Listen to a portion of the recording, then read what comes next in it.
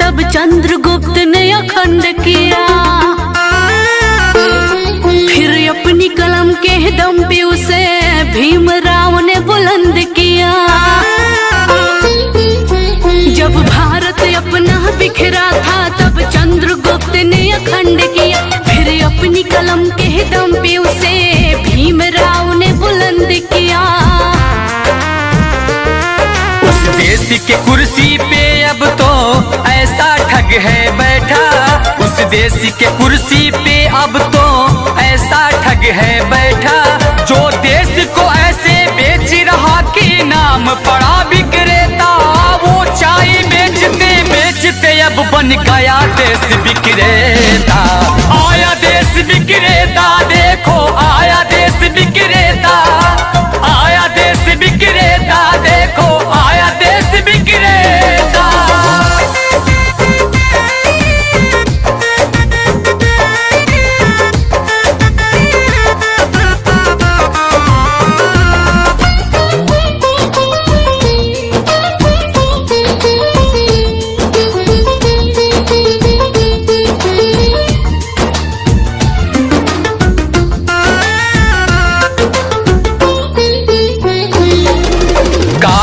लाऊंगा कह के भारत का कोष भी साफ किया। श्रमिकों को भूखे मार रहा, धनिकों का कर्ज भी माफ किया। काला धन लाऊंगा कह के भारत का कोष भी साफ किया। श्रमिकों को भूखे मार रहा, धनिकों का कर्ज भी माफ किया। धनिकों का कर्ज भी माफ किया। धनिकों का कर्ज भी माफ किया। लाखों का सूट पहन के भी खुद को फकीर है कहता। जो देश को ऐसे बेच रहा कि नाम पड़ा विक्रेता।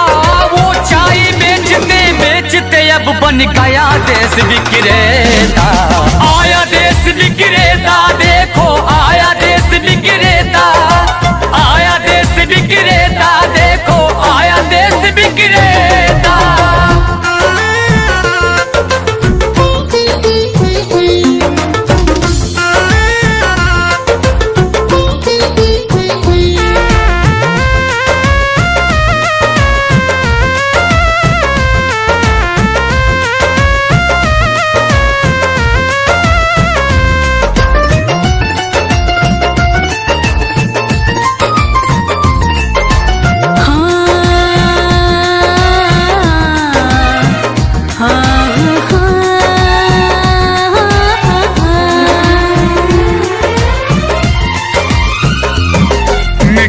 तो उसके जूते का कैसा है स्वाद बताती है। जब जब चुनाव हो तब उसको माँ की याद आती है। मीडिया तो उसके जूते का कैसा है स्वाद बताती है। जब जब चुनाव हो तब उसको माँ की याद आती है। माँ की याद आती है। माँ की याद आती है। किसी का संग दिल पति है तो वो किसी का मतलबी बेटा।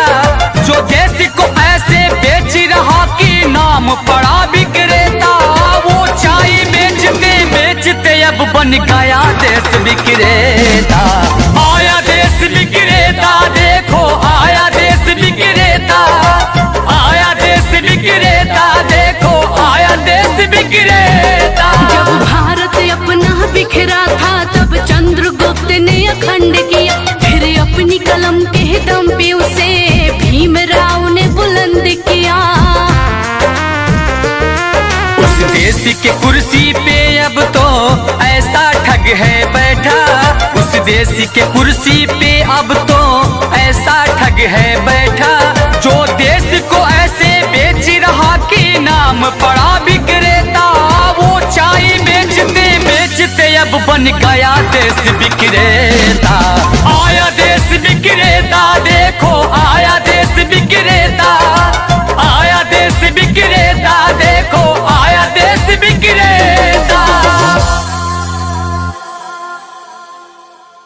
सब्सक्राइब कीजिए VG music company YouTube channel को और घंटी का बटन दबाएं मिशन गीत सबसे पहले सुनने के लिए